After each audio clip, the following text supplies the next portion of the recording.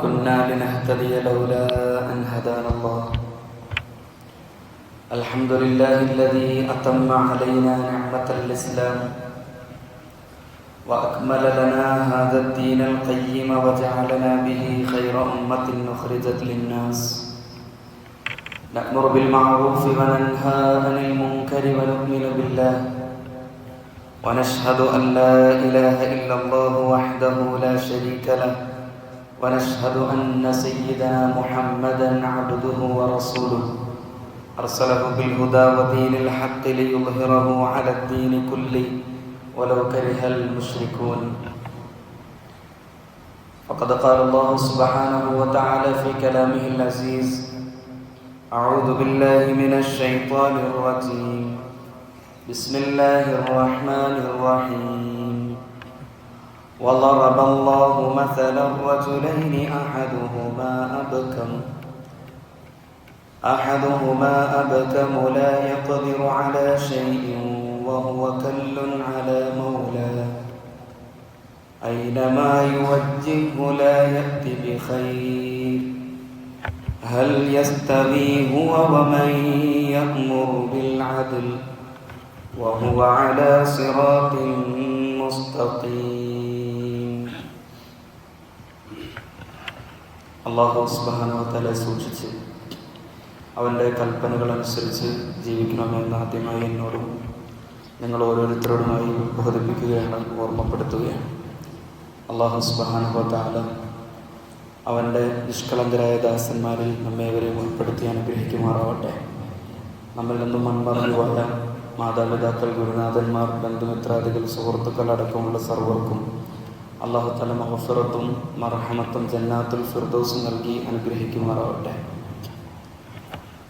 ഹിജ്റ 9 റോമക്കാരുമായി നടന്ന ചരിത്രപ്രസിദ്ധമായ യുദ്ധമാണ് തബൂക്ക് യുദ്ധം. തബൂക്ക് എന്ന് ആ യുദ്ധത്തിന് പേര് വരാനുള്ള കാരണം ആ പേരിൽ ഒരു ജലാശയം, ഐനുമ ജലാശയം ഉള്ളതിൻ്റെ പേരിലാണ്. എന്നാൽ തബൂക്ക് യുദ്ധത്തിന് ചരിത്രത്തിൽ മറ്റൊരു പേര് കൂടിയുണ്ട്. ഗസ്വത്തുൽ ഉസ്ര എന്നാണ് അതിൻ്റെ പേര്. ഗസ്വത്തു തബൂക്കിന് ഗസ്വത്തുൽ ഉസ്ര എന്ന് പേര് വരാനുള്ള കാരണം ഒന്ന്, ആ യുദ്ധം നടക്കുന്ന പശ്ചാത്തലം വളരെ പ്രതികൂലമായ സാഹചര്യമായിരുന്നു. കഠിനമായ ചൂട്, അതേപോലെ തന്നെ ജലദൗർലഭ്യത, തബൂക്കിലേക്ക് യുദ്ധസന്നാഹവുമായി പോകേണ്ട വഴിദൂരത്തിൻ്റെ ദൈർഘ്യം, യുദ്ധസാമഗ്രികളുടെ കുറവ് യുദ്ധത്തിൽ വല്ലാതെ, ആ സൈന്യത്തിൽ വല്ലാതെ നിഴലിച്ചിരുന്നു. മൂന്നാമത്തേത്, അജയ്യരായിട്ടുള്ള, ഒരിക്കലും കീഴടക്കാൻ കഴിയാത്ത എന്ന് തോന്നിക്കപ്പെടുന്ന ശത്രു സമൂഹം. അതുകൊണ്ടാണ് തബൂക്ക് യുദ്ധത്തെക്കുറിച്ച് ഗസ്വത്തുൽ ഉസ്ര എന്ന് വിശുദ്ധ ഖുർആൻ വിശേഷിപ്പിച്ചത്. ഹിജ്റ 9-ാം വർഷം റോമൻ സൈന്യത്തെ നേരിടാൻ അള്ളാഹുവിൻ്റെ റസൂൽ സല്ലല്ലാഹു അലൈഹി വസല്ലം യുദ്ധത്തിന് ആഹ്വാനം ചെയ്യുന്നു. മുമ്പൊരിക്കലും ഇല്ലാത്ത വിധം കഠിനമായ ചൂടാണ് അന്ന് മദീന മുനവ്വറയിൽ. മരങ്ങളിൽ ഈത്തപ്പഴങ്ങൾ പഴുത്ത് പാകമായി നിൽക്കുന്നു.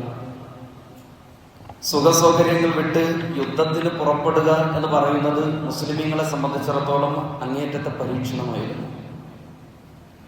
പക്ഷേ ആ പരീക്ഷണത്തിനിടയിലും 30,000-ഓളം വരുന്ന വിശ്വാസികൾ പ്രവാചകൻ സല്ലല്ലാഹു അലൈഹി വസല്ലം തങ്ങളുടെ കൂടെ കൂടി. കഅബ് റളിയല്ലാഹു തആല അൻഹു സകല പ്രതിസന്ധികളെയും മറികടന്ന് സഹാബാക്കൾ മുഴുവനും കൂടെ കൂടുമ്പോൾ ചരിത്രം പറയുന്നു, വഖദ് തഖല്ലഫ സലാസത്തു റിജാൽ, വിശ്രുതരായ 3 സഹാബികൾ യുദ്ധത്തിൽ നിന്നും അവർ പങ്കെടുക്കാതെ മാറി നിന്നു. ചരിത്രം പറയുന്നത്, വഖദ് തഖല്ലഫ സലാസത്തു റിജാലിൻ മിൻ ഗൈരി ഉദ്രിൻ വലാ നിഫാഖിൻ മിൻ ഗൈരി ഉദ്രിൻ ശർഈൻ വലാ നിഫാഖിൻ വലാകിൻ കസ്ലൻ വതസ്വീഫ. ശർഈയായ ഒരു കാരണം ഈ 3 സഹാബാക്കൾക്ക് യുദ്ധത്തിൽ നിന്ന് പിന്തി നിൽക്കാൻ ഉണ്ടായിരുന്നില്ല. അവർ മടിപിടിച്ച് മാറി നിന്നു. മൂന്ന് സഹാബാക്കളുടെ ചരിത്രം പരിചയപ്പെടുത്തുന്നത്, ഒന്ന് കഅബ് ഇബ്നു മാലിക് റളിയല്ലാഹു അൻഹു, രണ്ടാമത്തേത് മുറാറ ബിൻ റബീഅ റളിയല്ലാഹു തആല അൻഹു, മൂന്ന് ഹിലാൽ ബിൻ അബി ഉമയ്യ റളിയല്ലാഹു തആല അൻഹും എന്നിവരായിരുന്നു മാറദ് എന്ന പ്രമുഖർ. പിന്നീട് സംഭവിച്ചത് മുഴുവൻ വല്ലാത്ത പ്രതിസന്ധിയായിരുന്നു എന്ന് ചരിത്രം വിശദീകരിക്കുന്നുണ്ട്. പിന്നീട് എന്ത് സംഭവിച്ചു എന്ന് മഹാനായ സഹാബി വര്യൻ മാറദ് എന്ന കഅബ് റളിയല്ലാഹു തന്നെ വിശദീകരിക്കുന്നതായി ഇമാം ബുഖാരി, ഇമാം മുസ്ലിം റഹ്മത്തുള്ളാഹി അലൈഹിമ അവരുടെ സഹീഹിൽ വിശദീകരിക്കുന്നത് കാണാം. കഅബ് റളിയല്ലാഹു അൻഹു പറയുന്നു, ഗസൽ നബിയ്യ സല്ലല്ലാഹു അലൈഹി വസല്ലം ഹീന താബത്തിൽ അസ്മാർ, പഴങ്ങളൊക്കെ പഴുത്ത് പാകമായ കൊയ്ത്ത് സന്ദർഭത്തിലായിരുന്നു റസൂലിന്റെ യുദ്ധാഹ്വാനം. ഫതജഹസ റസൂലുള്ളാഹി സ്വല്ലല്ലാഹു അലൈഹി വസല്ലം വതജഹസൽ മുസ്ലിമൂന മഅഹു വലം അതജഹസ്, അല്ലാഹുവിന്റെ റസൂലും മുസ്ലിമീങ്ങളും അതിനായി തയ്യാറെടുത്തു. പക്ഷെ ഞാൻ പ്രത്യേകം തയ്യാറെടുപ്പുകളൊന്നും നടത്തിയില്ല. എനിക്ക് അവരോടൊപ്പം വഴിയെ ചേരാനാകും എന്ന് ഞാൻ സ്വയം പറഞ്ഞുകൊണ്ടേയിരുന്നു, എൻ്റെ മനസ്സിങ്ങനെ മന്ത്രിച്ചുകൊണ്ടേയിരുന്നു. അവർ യുദ്ധത്തിന് വേണ്ടി പുറപ്പെട്ടപ്പോൾ എനിക്ക് അവരെ എത്തിപ്പിടിക്കാനാകുമെന്ന കരുതലിലും നിശ്ചയത്തിലും ഞാൻ കഴിഞ്ഞുകൂടി. അങ്ങനെ ചെയ്തിരുന്നെങ്കിൽ എന്ന് ആഗ്രഹിക്കുവോളം ഞാൻ യുദ്ധത്തിൽ നിന്ന് പിന്തി.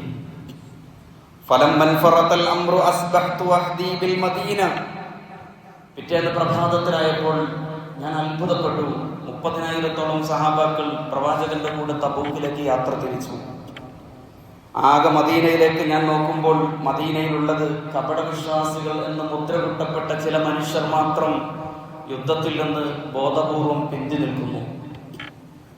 അല്ലെങ്കിൽ കുറച്ച് മനുഷ്യരെ ഞാൻ കണ്ടു, വൃദ്ധരായ രോഗികളായ രോഗി പരിചരണത്തിന് വേണ്ടി ന്യായമായ കാരണം കൊണ്ട് മാത്രം തബൂക്ക് യുദ്ധത്തിൽ പങ്കെടുക്കാൻ കഴിയാതെ വന്ന ഏതാനും ചില സഹാബത്തിനെയും മാത്രമാണ് എനിക്ക് മദീനയിൽ കാണാൻ കഴിഞ്ഞത്.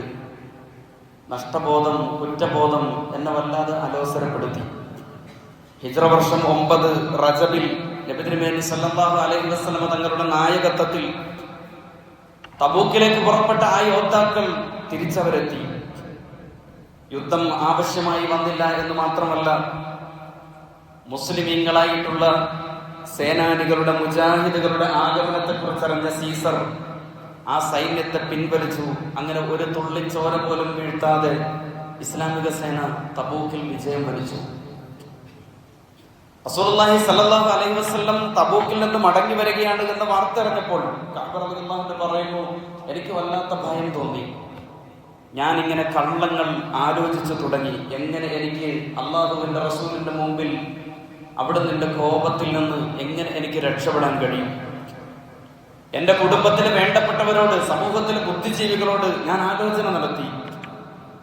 എന്നാൽ അല്ലാഹുവിന്റെ റസൂൽ സല്ലല്ലാഹു അലൈഹി വസല്ലം മദീനയിലേക്ക് അടുത്തപ്പോൾ എന്റെ ഉള്ളിലെ തെറ്റായ ചിന്തകളൊക്കെ നീങ്ങിപ്പോയി. കള്ളം പറഞ്ഞ് അല്ലാഹുവിന്റെ റസൂലിന്റെ മുമ്പിൽ അങ്ങനെ രക്ഷപ്പെടാൻ കഴിയില്ല എന്ന് ഞാൻ ഉറച്ചു.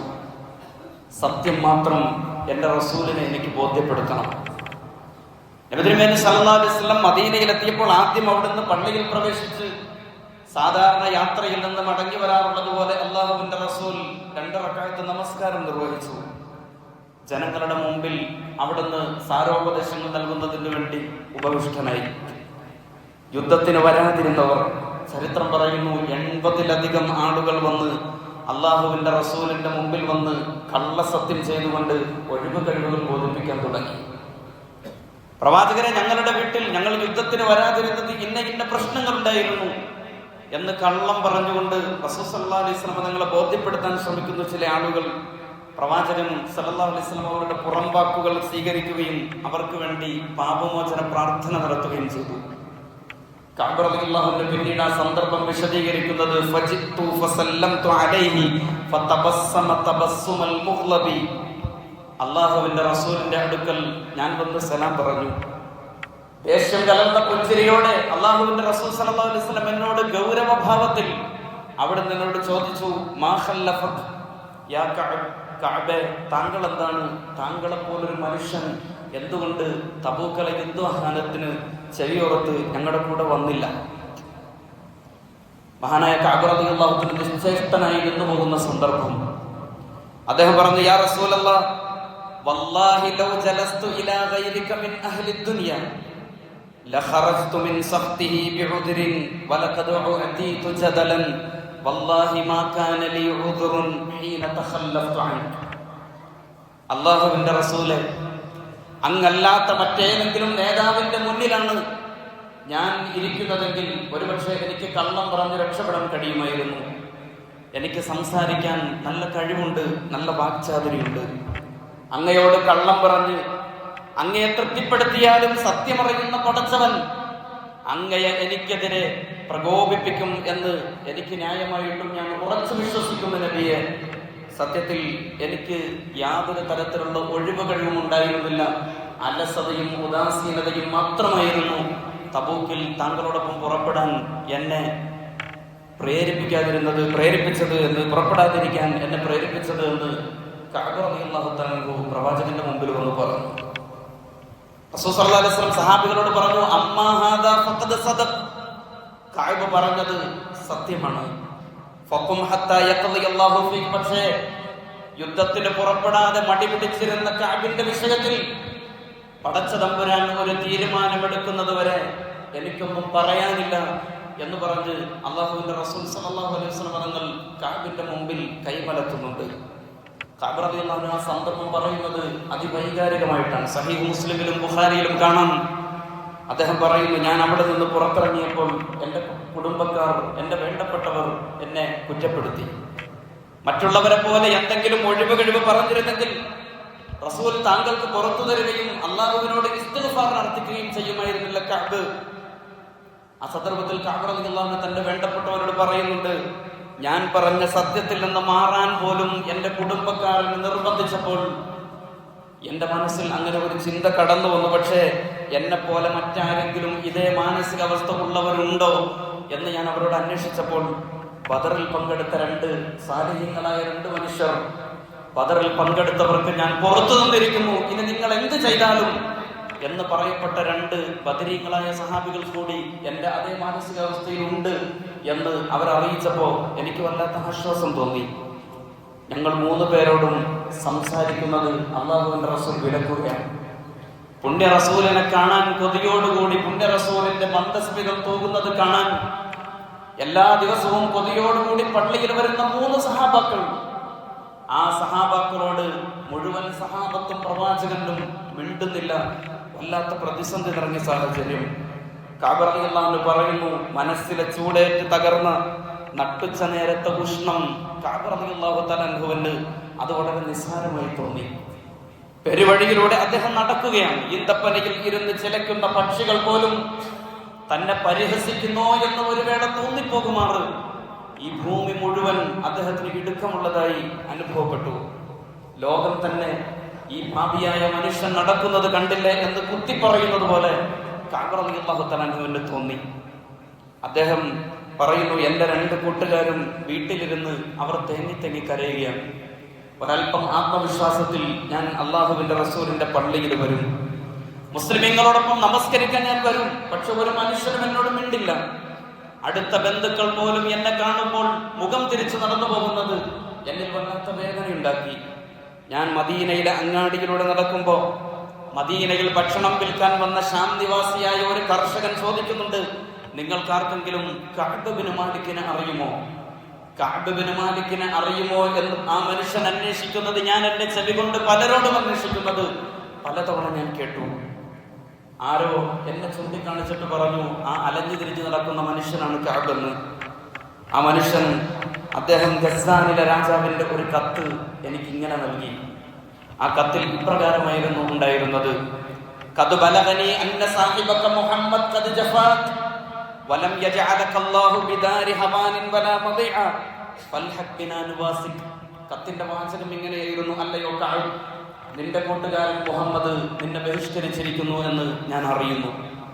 താങ്കൾ ആട്ടും തുപ്പും കേട്ട് മുഹമ്മദിന്റെ കീഴിൽ ജീവിക്കാനുള്ളവനല്ല. നിങ്ങളോടൊപ്പം വന്നാൽ താങ്കളെ ഞാൻ സഹായിക്കാമെന്ന് ഗസ്സാനിലെ രാജാവ് കുത്തിത്തിരിപ്പിന് വഴിയുണ്ടാക്കിക്കൊണ്ട് ആ സന്ദർഭത്തെ മുതലെടുക്കുകയാണ് ഗസ്സാൻ രാജാവ്. അദ്ദേഹം പറയുന്നുണ്ട്, ഇതും ഒരു പരീക്ഷണമാണല്ലോ എന്ന് വിചാരിച്ച് കിട്ടിയ കത്ത് ഞാൻ വീട്ടിൽ കൊണ്ടുപോയി അടുപ്പിലിട്ട് കത്തിച്ചു കളഞ്ഞുവെന്ന് കഅബ റളിയല്ലാഹു തആല അൻഹു അദ്ദേഹം പറയുന്നുണ്ട്, സാക്ഷാൽ പ്രവാചകൻ സല്ലല്ലാഹു അലൈഹി വസല്ലം തങ്ങൾ അടക്കം 30,000-ത്തിലധികം സഹാബാക്കളാൽ ബഹിഷ്കരിക്കപ്പെട്ട ഒരു മനുഷ്യന്റെ മനസ്സിനെ കുറിച്ച് പ്രിയപ്പെട്ട സഹോദരങ്ങളെ നമ്മളൊന്ന് ആലോചിച്ച് നോക്കൂ. കൂറ്റൻ മതിൽ ചാടിക്കിടന്ന് അബൂ ഖത്താദയുടെ തോട്ടത്തിൽ കഅബ റളിയല്ലാഹു തന്നെ പ്രവേശിക്കുന്നുണ്ട്. സ്നേഹനിധിയായ തന്റെ പിതൃവ്യപുത്രൻ തന്നെ കാണുമ്പോൾ ആശ്വാസവാക്കുകൾ പകരുമെന്നും തന്നെ സമാധാനിപ്പിക്കുമെന്നും തന്റെ സലാമെ അദ്ദേഹമെങ്കിലും മറുപടി നൽകുമെന്നും പ്രതീക്ഷിച്ചുകൊണ്ട് തോട്ടത്തിലേക്ക് ചാടിക്കിടക്കുന്നുണ്ട് കഅബ് ബിൻ മാലിക്. യാതൊരു പ്രതികരണവുമില്ല. മുലപ്പാലിന് വേണ്ടി യാചിക്കുന്ന കൊച്ചു കുഞ്ഞിനെ പോലെ കഅബ് അദ്ദേഹത്തിന്റെ മുമ്പിൽ വന്ന് സലാം പറയുമ്പോൾ തന്റെ പിതൃവ്യപുത്രനായ അബൂ ഖത്താദ അദ്ദേഹത്തോട് തിരിഞ്ഞു പോലും നോക്കാതെ സകല പ്രതീക്ഷകളും തകർന്നുകൊണ്ട് അബൂ ഖത്താദയുടെ തോട്ടത്തിലിരുന്ന് കരയുന്നുണ്ട് കഅബ് ബിൻ മാലിക് റളിയല്ലാഹു തആല അൻഹു. അബൂ ഖത്താദയോട് അദ്ദേഹം വിറയാർന്ന ചുണ്ടുകളോടെ വല്ലാത്ത ഭയവിഹ്വലതയോടുകൂടി വിനീതമായി അദ്ദേഹം യാചിച്ചുകൊണ്ട് ചോദിക്കുന്നുണ്ട്, പ്രിയ സഹോദര അബൂ ഖത്താദ, ഞാൻ അള്ളാഹുവിനെയും അള്ളാഹുവിന്റെ പ്രവാചകനെയും സ്നേഹിക്കുന്നുണ്ട് എന്ന് താങ്കൾക്കെങ്കിലും അറിഞ്ഞുകൂടെ? അള്ളാഹുവിനെ മുൻനിർത്തി ഞാൻ ചോദിക്കട്ടെ, എന്റെ സലാമിനെങ്കിലും താങ്കൾക്കൊന്ന് മറുപടി തന്നുകൂടെ? ഞാൻ സലാം മടക്കുന്നത് താങ്കൾ കേട്ടതല്ലേ പലതവണ? ഒന്ന് സലാം മടക്കിക്കൂടെ? എല്ലാ മനുഷ്യരും എന്നെ വല്ലാത്ത അവസ്ഥയിൽ എന്നെ നോക്കിക്കാണുന്നു, താങ്കൾക്കെങ്കിലും എന്നെ ഒന്ന് സമാധാനിപ്പിച്ചുകൂടെ? കഅബ് റളിയല്ലാഹു തആല അൻഹുവിന്റെ വിലാപവും വേദനയിൽ കലർന്ന അദ്ദേഹത്തിന്റെ വർത്തമാനവും അബൂ ഖത്താദയിൽ ഒരു മാറ്റവും ഉണ്ടാക്കിയില്ല എന്ന് മാത്രമല്ല, അദ്ദേഹം പറഞ്ഞ ഒരു മറുപടി ചരിത്രത്തിൽ കാണാം, അല്ലാഹു വറസൂലുഹു അഅലം. അള്ളാഹുവിനും അള്ളാഹുവിന്റെ റസൂലിനും മാത്രം ആ കാര്യത്തെക്കുറിച്ച് നിജസ്ഥിതി അറിയാം. പ്രിയപ്പെട്ട സഹോദരങ്ങളെ, 50 ദിവസത്തിൽ 40 ദിവസവും കടന്നുപോയി. 40 ദിവസം പ്രവാചകനും സഹാബത്തും കഅബ് ബിൻ മാലിക്കിനോടും മറ്റ് 2 സഹാബാക്കളെയും ബഹിഷ്കരിച്ച് ആരും ഒരു സഹകരണവും പ്രകടിപ്പിക്കുന്നില്ല. അള്ളാഹുവിന്റെ റസൂലിന്റെ ദൂതൻ വന്നിട്ട് അദ്ദേഹത്തോട് പറഞ്ഞു, താങ്കളുടെ ഭാര്യയുമായി അകന്നു നിൽക്കണം. 40 ദിവസത്തെ ഭാര്യയുമൊത്തുള്ള താമസത്തിന് ശേഷം ഭാര്യയും അദ്ദേഹത്തിൽ നിന്ന് വിച്ഛേദിക്കുകയാണ് പ്രവാചകൻ സല്ലല്ലാഹു അലൈഹി വസല്ലം. താങ്കളുടെ ഭാര്യയെ കൊണ്ട് താങ്കൾ വീട്ടിലാക്കണം, താങ്കളിൽ ഒറ്റയ്ക്ക് ജീവിച്ചാൽ മതി. കഅബ റളിയല്ലാഹു തന്റെ ഭാര്യയെ വീട്ടിലേക്ക് കൊണ്ടുപോയി വിടുന്നുണ്ട്. 50 ദിവസങ്ങൾ പൂർത്തിയായി. ബഹിഷ്കരണത്തിന്റെ അതിതീഷ്ണമായിട്ടുള്ള 50 വർഷങ്ങൾ. പ്രവാചകൻ നോക്കാത്ത നിമിഷങ്ങൾ, പ്രവാചകൻ നോക്കാത്ത ദിനങ്ങൾ. അള്ളാഹു ഞങ്ങളെ കുറിച്ച് ഖുർആനിൽ പറഞ്ഞതുപോലെ, ഇടുങ്ങിയ മനസ്സോടുകൂടി ഞാൻ ഇരിക്കുമ്പോൾ ദൂരെ നിന്ന് ഒരു മനുഷ്യൻ 50 ദിവസങ്ങൾക്ക് ശേഷം ഇങ്ങനെ വിളിച്ചു പറയുന്നത് കേട്ടു, അല്ലയോ കഅബ് ബിൻ മാലിക്, സന്തോഷ വാർത്ത സ്വീകരിക്കുക. ഇത് കേട്ട മാത്രയിൽ ഞാൻ അള്ളാഹുവിന്റെ റസൂലിന്റെ പള്ളിയിലേക്ക് ഓടി എന്റെ പേരിൽ ആയത്തിറങ്ങി എന്ന വാർത്ത അറിയിച്ചപ്പോ ഓടി വന്ന തൽഹത്ത് ബിൻ ഉബൈദില്ല എന്നെ കെട്ടിപ്പിടിച്ചു. തൽഹത്ത് ബിൻ ഉബൈദില്ല ഞാൻ എന്റെ ജീവിതത്തിൽ മറക്കുകയില്ല എന്ന് കഅബ് ബിൻ മാലിക് റളിയല്ലാഹു തആല അൻഹു ആ സന്ദർഭത്തെ ഓർത്തെടുത്ത് പറയുന്നുണ്ട്. സന്തോഷ വാർത്ത അറിയിച്ച ആൾക്ക് പകരം നൽകാൻ എന്റെ പക്കലുണ്ടായിരുന്ന 2 വസ്ത്രങ്ങൾ ഞാൻ അദ്ദേഹത്തിന് ഊരിക്കൊടുത്തു. മറ്റൊരു വസ്ത്രം കടം വാങ്ങി ധരിച്ച് ഞാൻ അള്ളാഹുവിന്റെ റസൂലിന്റെ അടുക്കലേക്ക് ഓടുകയാണ്. എന്റെ സലാം സ്വീകരിച്ചപ്പോൾ പ്രവാചകൻ സല്ലല്ലാഹു അലൈഹി വസല്ലം തങ്ങളോട് ഞാൻ സലാം പറഞ്ഞപ്പോൾ പ്രവാചകൻ സല്ലല്ലാഹു അലൈഹി വസല്ലം തങ്ങൾ സലാം മടക്കിയതിന്റെ രൂപം മഹാനായ കഅബ് റളിയല്ലാഹു അൻഹു വിശദീകരിക്കുന്നുണ്ട്. വഹുവ യബ്രികു വജ്ഹുഹു മിനസ് സുറൂർ. എന്റെ സലാം സ്വീകരിച്ചപ്പോൾ പുണ്യ റസൂലിന്റെ മുഖം ചന്ദ്രനെ പോലെ തിളങ്ങുന്നത് 50 ദിവസങ്ങൾക്ക് ശേഷം ഞാൻ കണ്ടു എന്ന് മഹാനായ കഅബ് റളിയല്ലാഹു അൻഹു പറഞ്ഞു. റസൂൽ പറഞ്ഞത്, നിന്റെ ഉമ്മ നിന്നെ പ്രസവിച്ചതിന് ശേഷം നിന്റെ ജീവിതത്തിലുണ്ടായ ഏറ്റവും നല്ല സന്തോഷകരമായ ദിവസങ്ങളിൽ ഒന്നാണ് കഅബ്. ഇത് താങ്കൾക്ക് സന്തോഷിക്കാൻ വകയുണ്ട്. ആ സന്ദർഭത്തിലാണ് ആയത്ത് അവതരിക്കുന്നത്. ലഖത്താബല്ലാഹു അലൻ നബിയ്യി വൽ മുഹാജിരീന വൽ അൻസാരി അല്ലദീന തബഊഹു ഫീ സാഅത്തിൽ ഉസ്റ മിൻ ബഅദി മാ കാന യസീഗു ഖുലൂബു ഫരീഖിൻ മിൻഹും ثم تاب عليهم إنه بهم رؤوف رحيم. നബിയുടെയും മുഹാജിറുകളുടെയും അൻസാറുകളുടെയും തൗബ അല്ലാഹു സുബ്ഹാനഹു വ തആല സ്വീകരിച്ചിരിക്കുന്നു എന്ന ആയത്ത് ഇറങ്ങുന്നത് കഅബ് ബിൻ മാലിക് റളിയല്ലാഹു തആല അൻഹുവിന്റെയും മുറാറത്ത് ബിൻ റബീഅയുടെയും മറ്റ് സഹാബിയുടെയും 3ാമത്തെ സഹാബിയുടെയും പേരിലാണ്. ആ സന്ദർഭത്തെ ഓർത്തെടുത്തുകൊണ്ട് കഅബ് റളിയല്ലാഹു അൻഹു പറയുന്നുണ്ട്, ഇസ്ലാമിന് ശേഷം സത്യം പറഞ്ഞതിനേക്കാൾ വലിയൊരു അനുഗ്രഹം എന്റെ ജീവിതത്തിൽ ഏറ്റവും വലിയ നിഅമത്ത് ഏതെന്ന് നിങ്ങൾ ചോദിച്ചാൽ ഞാൻ ഇസ്ലാം സ്വീകരിച്ചതാണ്. രണ്ടാമത് എൻ്റെ ജീവിതത്തിലെ ഏറ്റവും വലിയ നിഅ്മത്തേത് എന്ന് ചോദിച്ചാൽ, ഞാൻ പ്രവാചകന്റെ മുമ്പിൽ പോയി തബൂക്ക് യുദ്ധത്തിൽ പങ്കെടുക്കാത്തതിന്റെ കാരണം വ്യക്തമാക്കിയപ്പോൾ ഞാൻ മുറുകെ പിടിച്ച സത്യസന്ധതയുടെ പേരിലാണ് ഞാൻ ഏറ്റവും കൂടുതൽ സന്തോഷിച്ചത് എന്ന് കഅബ് ബിൻ മാലിക് റളിയല്ലാഹു തന്നെ പറയുന്നു. കഅബ് ബിൻ മാലിക്കിന്റെ അദ്ദേഹത്തിന്റെ രണ്ട് സുഹൃത്തുക്കൾക്കുമുണ്ടായ അതികഠിനമായ പരീക്ഷണത്തിന്റെ കാരണം അവരുടെ അല്പനേരത്തെ മടിയും അലസതയുമായിരുന്നു എന്ന് ചരിത്രത്തിൽ നമുക്ക് കാണാം. പിന്നെയാവട്ടെ എന്ന ചിന്ത, അല്ലെങ്കിൽ അടുത്ത മാസമാവട്ടെ എന്ന ചിന്ത പിന്നെ മാറ്റിവെക്കുന്നത് അത്ര നല്ല ശീലമല്ല എന്നാണ് ദീനുൽ ഇസ്ലാം പഠിപ്പിക്കുന്നത്. ജീവിതത്തിൽ നമ്മൾ നിസ്സാരമെന്ന് കരുതുന്ന മടി, നമ്മൾ ജീവിതത്തിൽ നിസ്സാരമെന്ന് കരുതുന്ന അലസത എന്ന സമീപനം എത്രമാത്രം ഗുരുതരമായ പ്രത്യാഘാതങ്ങൾ മഹാന്മാരായ 3 സഹാബികൾക്ക് അതിന്റെ പേരിൽ നേരിടേണ്ടി വന്നു എന്ന് പഠിപ്പിക്കുന്നതാണ് യഥാർത്ഥത്തിൽ തബൂക്ക് യുദ്ധത്തിന്റെ ചരിത്ര പശ്ചാത്തലം. മടിയന്മാരായ മനുഷ്യർ, ഉദാസീനരായ മനുഷ്യർ, ജീവിതത്തിൽ അവർക്ക് പലതും നഷ്ടമാകുമെന്ന് വിശുദ്ധ ദീനുൽ ഇസ്ലാം പഠിപ്പിക്കുന്നുണ്ട്. അതുകൊണ്ടാണ് റസൂലുള്ളാഹി സ്വല്ലല്ലാഹു അലൈഹി വസല്ലം പഠിപ്പിക്കുന്നത്, അല്ലാഹുമ്മ ബാരിക് ലി ഉമ്മത്തി ഫീ ബുകൂരിഹ, അല്ലാഹുവേ എൻ്റെ ഉമ്മത്തിന് പ്രഭാതവേളയിൽ നീ ബറക്കത്ത് ചൊരിയണമേ. പ്രഭാതവേളയിൽ ഉറങ്ങുന്ന ശീലം നമ്മളിൽ നല്ലൊരു ശതമാനത്തിനുമുണ്ട്. ഏതെങ്കിലും രോഗമോ യാത്രയോ പേരിലുള്ള അനിവാര്യമായ കാരണങ്ങളുടെ പേരിലുള്ള ഉറക്കത്തെ കുറിച്ചല്ല പറഞ്ഞത്. ന്യായമായും സുബഹി നമസ്കാരം കഴിഞ്ഞാൽ വെടിയും പുകയും പോലെ എഴുന്നേറ്റുള്ള ചില മനുഷ്യരുണ്ട്. പ്രത്യേക കാരണങ്ങളൊന്നുമില്ലാതെ ഒരല്പസമയം കിടന്നുറങ്ങാമെന്ന് വിചാരിച്ച് നമസ്കരിച്ചിട്ട് കിടന്നുറങ്ങുന്ന ശീലം മുസ്ലിം ഉമ്മത്തിനുണ്ട് എങ്കിൽ അതവരുടെ ഉദാസീനതയും അലസതയും അടയാളപ്പെടുത്തുന്നുവെന്ന് പ്രവാചകൻ സല്ലല്ലാഹു അലൈഹി വസല്ലം പഠിപ്പിച്ചു. അവിടുന്ന് സുബഹി നമസ്കാരത്തിന് ശേഷം ഉറങ്ങുന്നതിനെ വിലക്കി. ഇമാം ഇബ്നുൽ ഖയ്യിം റഹ്മത്തുള്ളാഹി അലൈഹി പറയുന്നു, ഈ പ്രവാചകന്റെ ഈ പ്രാർത്ഥനയെ വിശദീകരിച്ചുകൊണ്ട് അദ്ദേഹം പറയുന്നത്, സുബഹി സമയത്ത് ഉറക്കം മനുഷ്യന്റെ ഉപജീവനത്തെ തടയും. മനുഷ്യർക്ക് സൃഷ്ടികൾ ആ സമയത്താണ് ഉപജീവനത്തെ തേടുന്നത്. മനുഷ്യന്റെ ശേഷി അടക്കമുള്ള, സർഗശേഷി അടക്കമുള്ള, കഴിവുകൾ അടക്കമുള്ള, ഉപജീവനമടക്കമുള്ള സകല ശേഷികളും വിതരണം ചെയ്യപ്പെടുന്ന സ്ഥലം ഈ പ്രഭാത സമയത്താണ് എന്ന് ഇമാം ഇബ്നുൽ ഖയ്യിം റഹ്മത്തുള്ളാഹി അലൈഹി വിശദീകരിക്കുന്നുണ്ട്. നമ്മളൊന്ന് ആലോചിച്ച് നോക്കൂ, പ്രഭാത ഉറക്കം അന്നം തടയുന്ന കാര്യമാണ്, നമ്മുടെ ശേഷിയെ ഇല്ലാതാക്കുന്നതാണ് എന്നാണ് അദ്ദേഹം വിശദീകരിച്ചത്. റിസ്ക് എന്ന വാക്കിന് പലപ്പോഴും നമ്മൾ അർത്ഥം നൽകാറുള്ളത് ഭക്ഷണം എന്നാണ്. ഞങ്ങൾക്ക് ഭക്ഷണം നൽകണമേ എന്ന പ്രാർത്ഥന നമ്മൾ നമസ്കാരത്തിൽ നിർവഹിക്കാറുണ്ട്. ഭക്ഷണത്തെ ചോദിക്കൽ മാത്രമല്ല യഥാർത്ഥത്തിൽ ആ പ്രാർത്ഥനയിലൂടെ നടക്കുന്നത്. റിസ്ക് എന്നാൽ മനുഷ്യന് ലഭ്യമാവേണ്ടുന്ന സർവശേഷികളെയും കുറിച്ചാണ് റിസ്ക് എന്ന പദം ഉപയോഗപ്പെടുത്തുന്നത്. ഒരു വിശാലമായ അർത്ഥപരികൽപ്പന റിസ്ക് എന്ന പദത്തിനുണ്ട്. റസൂലുള്ളാഹി സ്വല്ലല്ലാഹു അലൈഹി വസല്ലം തങ്ങൾ അവിടുന്ന് തവക്കുലിനെ കുറിച്ച് പറയുമ്പോൾ പക്ഷികളെ കുറിച്ച് പറയുന്നുണ്ട്. നമ്മൾ ഏതെങ്കിലും ഒരു പക്ഷി അലസനായി ഉദാസീനനായി ഏതെങ്കിലും മരക്കൊമ്പിൽ ഇരിക്കുന്നത് നമ്മൾ കണ്ടിട്ടുണ്ടോ? ഒന്നുകിൽ അത് മരക്കൊമ്പിലിരിക്കുന്നത് വൈകുന്നേര സമയത്ത് സായം സന്ധ്യയിൽ അത് ആകാശത്തേക്ക് കണ്ണുമിട്ട് പ്രാർത്ഥനാപൂർവ്വം ഇരിക്കുന്ന പക്ഷികളെ നമ്മൾ കണ്ടിട്ടുണ്ട്. ഉദാസീനമായി ചിറകൊടിഞ്ഞു തൂങ്ങിയിരിക്കുന്ന ഒരു പക്ഷികളെയും അത് പറക്കാനുള്ള മടി കാരണം ഇരിക്കുന്ന ഒരു പക്ഷിയും നമ്മൾ കണ്ടിട്ടില്ല. റസൂലുള്ളാഹി സ്വല്ലല്ലാഹു അലൈഹി വസല്ലം തങ്ങൾ പറഞ്ഞത്, കമാ തുർസഖു ത്വയ്റു തഗ്ദു ഖിമാസൻ വതറൂഹു ബിതാന, പ്രഭാതത്തിൽ ഒട്ടിയ വയറുമായി പുറപ്പെടുന്ന പക്ഷി തിരികെ വരുന്നത് നിറവയറുമായിട്ടാണ്.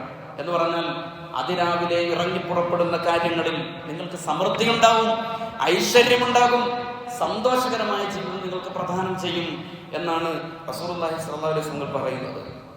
പ്രിയപ്പെട്ട സഹോദരങ്ങളെ, നമ്മുടെ ജീവിതത്തിൽ മടി ഏതൊക്കെ സ്ഥലങ്ങളിൽ നമ്മെ സ്വാധീനിക്കാറുണ്ട്, ഏതൊക്കെ സ്ഥലങ്ങളിൽ നമ്മൾ ഉദാസീനത പുലർത്താറുണ്ട്? പ്രധാനമായും നമ്മുടെ ജീവിതത്തിൽ 4 സന്ദർഭങ്ങളിൽ നമ്മൾ മടി കാണിക്കാറുണ്ട്. ഒന്ന്, ഫർളുകളും മറ്റ് നിർബന്ധമായ അമലുകളും ഇബാദത്തുകളും നമുക്ക് പലപ്പോഴും ഭാരമായി അനുഭവപ്പെടാറുണ്ട്. അത് നിർവഹിക്കുന്നതിൽ ഒരുതരം ഉദാസീനത നമുക്ക് അനുഭവപ്പെടുന്നുവെങ്കിൽ പ്രവാചകൻ സല്ലല്ലാഹു അലൈഹി വസല്ലം പറയുന്നു, നിങ്ങൾ അതിനെ കരുതിയിരിക്കണം. ഫർളുകളെയും വാജിബാത്തുകളെയും നിർവഹിക്കുന്നതിൽ നിങ്ങൾക്ക് മടി അനുഭവപ്പെടുന്നുണ്ട് എങ്കിൽ നിങ്ങൾ ശ്രദ്ധിക്കണം. റസൂൽ സല്ലല്ലാഹു അലൈഹി വസല്ലം തങ്ങൾ അത് വിശദീകരിക്കുന്നിടത്ത് ഒരു ഹദീസ്, അത്ഭുതകരമായ ഒരു ഹദീസ് കാണാം. സുബഹി നമസ്കാരത്തിന്റെ മുമ്പായി പിശാച് ഒരു മനുഷ്യനെ കെട്ടുന്ന 3 തരത്തിലുള്ള ബന്ധനങ്ങളെ കുറിച്ച്, കെട്ടുകളെ കുറിച്ച് പ്രവാചകൻ സല്ലല്ലാഹു അലൈഹി വസല്ലം പറയുന്നുണ്ട്. ഒരു മനുഷ്യൻ ഒരു മനുഷ്യൻ ഉറങ്ങിയാൽ അവന്റെ തലയുടെ മൂർധാവിൽ വന്ന് പിശാച് 3 കെട്ടിടും. 3 തരത്തിൽ ബന്ധിക്കും. എന്നിട്ട് ഓരോ കെട്ടിന്റെ സമീപത്തിൽ നിന്ന് പിശാച് ഇങ്ങനെ ചെവിയോർത്ത് കാതോർത്തിരിക്കും. 5 മണിയായതേ ഉള്ളൂ, 5:30 ആയതേ ഉള്ളൂ, ഇനിയും നിനക്ക് ഉറങ്ങാം. നിനക്ക് ഹുദായി നമസ്കരിക്കാൻ കിട്ടിയില്ലെങ്കിൽ വിശാലമായ സമയം അമാനിലുണ്ട്, അവിടെ പോയി നമസ്കരിക്കാം. അമാനിലെ സമയവും കടന്നുപോയി. പ്രിയപ്പെട്ടവരെ, സുബഹി നമസ്കാരം വിനഷ്ടമാകും. പ്രവാചകൻ സല്ലല്ലാഹു അലൈഹി വസല്ലം പറയുന്നു, പിശാച് പറയും അലൈക ലൈലുൻ തവീൽ, ഇനിയും കുറെ കൂടി നിനക്ക് ഉറങ്ങാനുള്ള സമയമുണ്ട്. പ്രവാചകൻ വിശദീകരിക്കുന്നു, അവൻ എഴുന്നേറ്റ് അള്ളാഹുവിനെ ഓർത്താൽ ഒരു കെട്ട് അത് പൊട്ടിപ്പോകും. അവൻ എഴുന്നേറ്റ് വന്ന് അള്ളാഹുവിനെ സ്മരിച്ച് വുളൂഅ് ചെയ്താൽ രണ്ടാമത്തെ ബന്ധനവും പൊട്ടിപ്പോകും. ഇനി വീണ്ടും അവൻ നമസ്കാരം നിർവഹിച്ചാൽ 3-ാമത്തെ കെട്ടും പൊട്ടിപ്പോകുമെന്ന് ഹബീബായ റസൂലുള്ളാഹി സ്വല്ലല്ലാഹു അലൈഹി വസല്ലം തങ്ങൾ അവിടുന്ന് വിശദീകരിക്കുകയാണ്. 3 ബന്ധനങ്ങളെയും കെട്ടുപൊട്ടിച്ചുകൊണ്ട് പള്ളിയിലേക്ക് വരുന്ന മനുഷ്യൻ അവൻ ഊർജ്ജസ്വലനായിരിക്കുമെന്ന് മഹാനായ പ്രവാചകൻ സല്ലല്ലാഹു അലൈഹി വസല്ലം വിശദീകരിക്കുന്നു. അവിടുന്ന് അവസാനം പറഞ്ഞു വെക്കുന്നുണ്ട്, ദുർവേദസ ചുമക്കുന്ന മനസ്സുമായി, അലസതയുടെ പര്യായമായി സുബഹിക്ക് എഴുന്നേൽക്കാത്ത മനുഷ്യൻ അവൻ ഇങ്ങനെ 4 പാട് മൂടി നടക്കും. അവന്റെ ഓഹരിയും അവന്റെ ശേഷിയും അവന്റെ റിസ്ക്കും വിഭജിക്കുന്ന സ്ഥലത്ത് അവൻ കൂർക്കം വലിച്ചുറങ്ങുകയായിരുന്നുവെന്ന് പ്രവാചകൻ സല്ലല്ലാഹു അലൈഹി വസല്ലം തങ്ങൾ അവിടുന്ന് പറയുന്നു. അലസത ഒരിക്കലും ഒരു വിശ്വാസിയുടെ സ്വഭാവമായി മാറാൻ പാടില്ല. നമസ്കാരവുമായി ബന്ധപ്പെട്ട് വിശദീകരിക്കുന്നിടത്ത് ഖുർആൻ 2 തരത്തിലുള്ള മടിയുള്ള മനുഷ്യരെ കുറിച്ച് പരിചയപ്പെടുത്തുന്നിടത്ത് ഖുർആൻ പറയുന്നത് കപട വിശ്വാസികളുടെ നമസ്കാരം അലസതയോടുകൂടിയുള്ള നമസ്കാരമായിരിക്കും. മനുഷ്യരെ ബോധ്യപ്പെടുത്താൻ വേണ്ടി അലസമായി നമസ്കരിക്കുന്ന ആളുകൾ. നമസ്കരിക്കാൻ നിന്നാൽ അലസതയോടുകൂടി മാത്രം നമസ്കരിക്കുന്നവർ. വാജിബാത്തുകളെ പാഴാക്കുന്നിടത്ത് ഖുർആൻ 2 തരത്തിലെ മടികളെ കുറിച്ച് പറയുന്നിടത്ത് ആ മടികളെ ഖുർആൻ ചേർത്ത് പിടിച്ചത് കപട വിശ്വാസികളുമായി ബന്ധപ്പെട്ടാണ്. പ്രിയപ്പെട്ട സഹോദരങ്ങളെ, വാജിബുകളിൽ, ഫർളുകളിൽ നമ്മൾ അലസത കാണിക്കാൻ പാടില്ല. രണ്ടാമത്തേത്, സുന്നത്തായ കാര്യങ്ങൾ മടി മൂലം നമുക്ക് നഷ്ടപ്പെടും. എന്തിനാണ് സുന്നത്തുകൾ നിർവഹിക്കുന്നത്? ഫർദിൽ സംഭവിച്ച ന്യൂനതകൾ സുന്നത്തിലൂടെ പരിഹരിക്കപ്പെടുന്നു എന്ന് നമ്മൾ പഠിച്ചിട്ടുണ്ട്. അള്ളാഹുവിന്റെ ഇഷ്ടം ഒരാൾക്ക് ലഭ്യമാവാൻ സുന്നത്തിനോളം പറ്റിയ മറ്റൊരു അമലും യഥാർത്ഥത്തിൽ മുസ്ലിം ഉമ്മത്തിന് ലഭ്യമാവാനില്ല. വെള്ളം കുടിക്കുമ്പോൾ മുസ്ലിം ഉമ്മത്തിന് 6 സുന്നത്തുകളുണ്ട്. ആരാണത് മനസ്സിലാക്കിയിട്ടുള്ളത്? ഭക്ഷണം കഴിക്കുമ്പോൾ ഒരു മുസ്ലിമിനെ പഠിപ്പിച്ചത് 14ഓളം സുന്നത്തുകൾ ഭക്ഷണം കഴിക്കുമ്പോൾ അവൻ പാലിക്കാനുണ്ട്. മലമൂത്ര വിസർജന മര്യാദകളുടെ ഭാഗത്ത് ദീൻ പഠിപ്പിച്ച സുന്നത്തുകൾ 11 ഈ 14ഉം 11ഉം ഈ 6ഉം കൂടി കൂട്ടി 31 സുന്നത്തുകൾ വെറും ഭൗതികമായ കാര്യങ്ങൾ മാത്രം നിർവഹിക്കുമ്പോൾ ഒരു വിശ്വാസിക്ക് നേടിയെടുക്കാനുണ്ട് എന്നതാണ് ദീൻ പറയുന്നത്. നമ്മുടെ മടി കാരണം എത്രമാത്രം സുന്നത്തുകൾ നമ്മൾ ബോധപൂർവ്വം നഷ്ടപ്പെടുത്തിയിട്ടുണ്ട്. സുന്നത്തുകളെ പുൽകാനുള്ള മനസ്സ് അയാളെ അള്ളാഹുവിന്റെ ഇഷ്ടക്കാരനാക്കി മാറ്റുമെന്ന് ഖുദ്സിയായ ഹദീസിൽ റസൂൽ സല്ലല്ലാഹു അലൈഹി വസല്ലം വിശദീകരിക്കുന്നുണ്ട്. ഒരാൾ സുന്നത്തുകൾ ചെയ്യുന്നു, സുന്നത്തുകൾ ചെയ്യുമ്പോൾ ഞാൻ അവനെ ഇഷ്ടപ്പെടും. വമാ യസാലു അബ്ദി യതഖറബു ഇലയ്യ ബിന്നവാഫിൽ ഹത്താ ഉഹിബ്ബു, ഞാൻ അവനെ ഇഷ്ടപ്പെടും. ഫഇദാ അഹ്ബബ്തുഹു, ഞാൻ എൻ്റെ ദാസനെ ഇഷ്ടപ്പെട്ടാൽ കുന്തു സമഅഹു അല്ലദീ യസ്മഉ ബിഹി, അവൻ കേൾക്കുന്ന കാത്, വബസറഹു അല്ലദീ യുബസിറു ബിഹി, അവൻ കാണുന്ന കണ്ണ്, വയദഹു അല്ലദീ യുബ്തിഷു ബിഹാ, അവൻ പിടിക്കുന്ന കൈ, വരിജലഹു അല്ലദീ യംശി ബിഹാ, അവൻ നടക്കുന്ന കാലായി ഞാൻ മാറും. അവന്റെ കണ്ണും അവന്റെ കാതും അവന്റെ ചെവിയും അവന്റെ കൈയും കാലുമായി ഞാൻ മാറുമെന്ന് പ്രിയപ്പെട്ട സഹോദരങ്ങളെ, സുന്നത്തുകളെ ഇഷ്ടപ്പെടുന്ന മനുഷ്യനെ കുറിച്ചാണ് അല്ലാഹു സുബ്ഹാനഹു വ തആല ഓർമ്മപ്പെടുത്തുന്നത്. മൂന്നാമത്തത്, ജോലി ചെയ്യുന്നിടത്തെ അലസതയാണ്. ജോലി കിട്ടിക്കഴിഞ്ഞാൽ പിന്നെ ആളുകൾക്കുണ്ടാവുന്ന അലസത നമ്മൾ കണ്ടിട്ടുണ്ട്. ഗവൺമെന്റ് ജോലി കിട്ടാൻ വേണ്ടി വല്ലാതെ കഷ്ടപ്പെടും, കുത്തിയിരുന്ന് പഠിക്കും.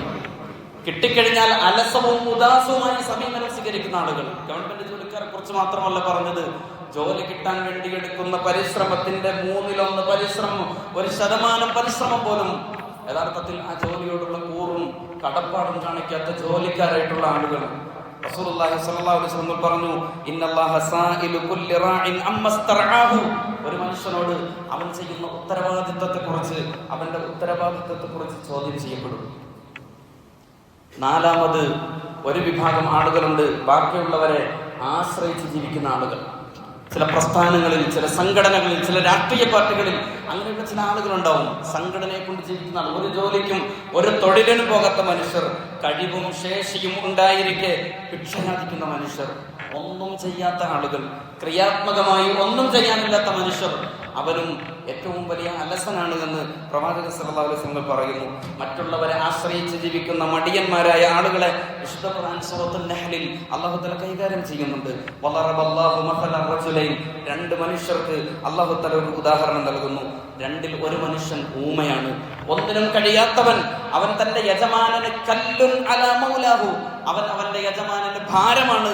അയാൾ അവനെ എവിടെ കഴിച്ചാലും ഒരു നന്മയും വരുത്താത്ത മനുഷ്യൻ. അയാളും സ്വയം നേർവഴിയിൽ നിലയുറപ്പിച്ച് നീതി കൽപ്പിക്കുന്ന മനുഷ്യനും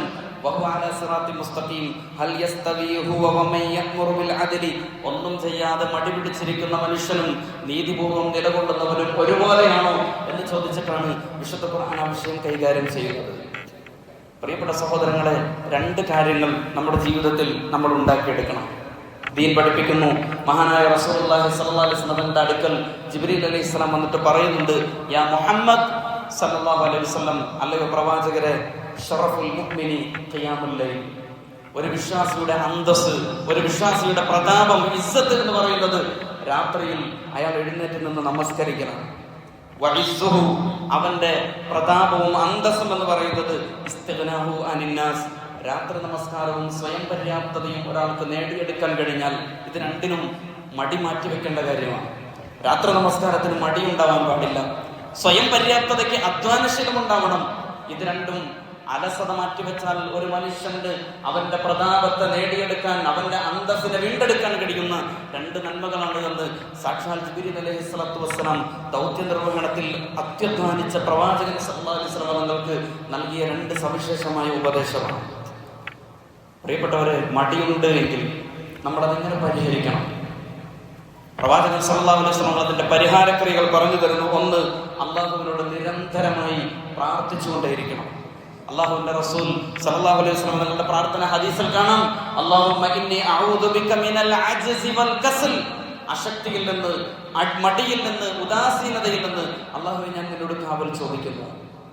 നമസ്കാരത്തിന് ശേഷം മടിയിൽ നിന്ന് കാവൽ ചോദിക്കാൻ റസൂൽ പഠിപ്പിച്ച ഒരു പ്രാർത്ഥനയുണ്ട്, അല്ലാഹുമ്മ ഇന്നി അലാ ദിക്രിക വശുക്രിക വഹുസ്നി ഇബാദതിക. മൂന്നാമത്തേത് റസൂലുള്ളാഹി സ്വല്ലല്ലാഹു അലൈഹി വസല്ലം പറയുന്നു, ഒരാൾ മടി മാറ്റാൻ ചെറിയ കാര്യങ്ങൾ പതിവായി ചെയ്യുക. വലിയ ഇബാദത്തുകളുടെ ഭണ്ഡാരക്കെട്ടുകളൊന്നും പടച്ചവൻ നമ്മളോട് ആവശ്യപ്പെടുന്നില്ല. ചെയ്യുന്ന കാര്യങ്ങൾ മാന്യമായി, ചെയ്യുന്ന കാര്യങ്ങൾ ചെറിയ തോതിലാണെങ്കിലും നിത്യേന ചെയ്യാനുള്ള സ്വഭാവം നമ്മളിൽ ഉണ്ടാക്കിയെടുക്കുക. വ്യക്തി ജീവിതത്തിൽ അലസത ഉണ്ടാക്കിയെടുക്കാൻ, അലസത ഒരു മനുഷ്യനെ സ്വാധീനിച്ചാൽ അതെന്തുമാത്രം വലിയ അധപ്പതനത്തിലേക്ക് ഒരാളെ കൊണ്ടുപോകുമെന്നും, എന്നാൽ അലസതയെ പരിഹരിക്കാനുള്ള പ്രവാചക മാർഗങ്ങൾ സ്വീകരിച്ചാൽ ജീവിതത്തിൽ എത്രമാത്രം വിജയങ്ങൾ ഒരാൾക്ക് നേടിയെടുക്കാൻ കഴിയും എന്നാണ് പറഞ്ഞത്. ഞാൻ ആമുഖമായി പറഞ്ഞ കഅബ് ബിൻ മാലിക് റളിയല്ലാഹു അൻഹുവിന്റെ ജീവിതത്തിലുണ്ടായ സംഭവം ഒരു വ്യക്തി ജീവിതത്തിനപ്പുറം സമുദായം, വ്യക്തിപരമായി നമ്മൾ പലതരത്തിൽ ഉദാസീനരാണ്, അലസരാണ്. പക്ഷെ മുസ്ലിം സമുദായത്തിന്റെ പ്രതിനിധി എന്ന നിലയിൽ നമ്മുടെ കഴിവിനെയും നമ്മുടെ ശേഷിയെയും മുസ്ലിം ഉമ്മത്ത് ആവശ്യപ്പെടുമ്പോൾ മടി പിടിച്ചിരിക്കുക, അലംഭാവം കാണിക്കുക, മുസ്ലിം ഉമ്മത്തിന്റെ പൊതുവിൽ ഗുണം വരുന്ന ഒരു കാര്യത്തിൽ കയ്യും കെട്ടി മിണ്ടാതിരിക്കുക, മേലനങ്ങാതിരിക്കുക എന്ന് പറയുന്നത് ഒരു വിശ്വാസിയെ സംബന്ധിച്ചിടത്തോളം വലിയ നഷ്ടങ്ങളിലേക്ക് കൊണ്ടെത്തിക്കും. പ്രശ്നപരിഹാരത്തിന് കുറുക്കുവഴികൾ തേടുന്ന മനുഷ്യരെ വിശുദ്ധമായ ഹദീസിൽ നമുക്ക് കാണാൻ കഴിയും. ചില ആളുകൾ പൊതുപ്രശ്നങ്ങൾ വരുമ്പോൾ അവർ കുറുക്കുവഴികൾ അലഞ്ഞ് അവരുടേതായ സേഫ് സോണുകളിലേക്ക് അവർ ഒതുങ്ങിയിരിക്കും. പ്രവാചകൻ സല്ലല്ലാഹു അലൈഹി വസല്ലം പറയുന്നു, ഒരു കപ്പൽ യാത്രയുടെ ഉപമയിലൂടെ അവിടുന്ന് പറയുന്നത്, കപ്പലിന്റെ മുകൾ തട്ടിൽ പോയി വെള്ളമെടുക്കാനുള്ള മടി കാരണം കപ്പലിന്റെ താഴത്തെ നിലയിലുള്ള മനുഷ്യർ കപ്പലിന്റെ താഴെത്തട്ടിൽ തന്നെ ദ്വാരമുണ്ടാക്കി വെള്ളമെടുക്കാൻ ശ്രമിച്ച ഒരു സുഹൃത്തിന്റെ നാശത്തിന്റെ കഥ പ്രവാചകൻ പറഞ്ഞു വെക്കുന്നത് ഈ മടിയെ കൂടി കൃത്യമായി അടയാളപ്പെടുത്തുന്നുണ്ട്. നമ്മുടെ ജീവിതത്തിൽ അത്യധ്വാനവും ആത്മത്യാഗവും നന്നായി പരിശ്രമവും ജീവിതത്തിൽ ഉണ്ടാക്കിയെടുക്കാൻ ശ്രദ്ധിക്കുക. അല്ലാഹു സുബ്ഹാനഹു വ തആല അലസതയിൽ നിന്ന്, മടിയിൽ നിന്ന്, നിഷ്ക്രിയത്വത്തിൽ നിന്ന് നമ്മേവരെയും കാത്തുരക്ഷിക്കുമാറാവട്ടെ. അഖൂലു ഖൗലി ഹാദാ അസ്തഗ്ഫിറുല്ലാഹൽ അലീം ലി വലക്കും വസ്തഗ്ഫിറൂ ഇന്നഹു ഹുവൽ ഗഫൂറുർ റഹീം.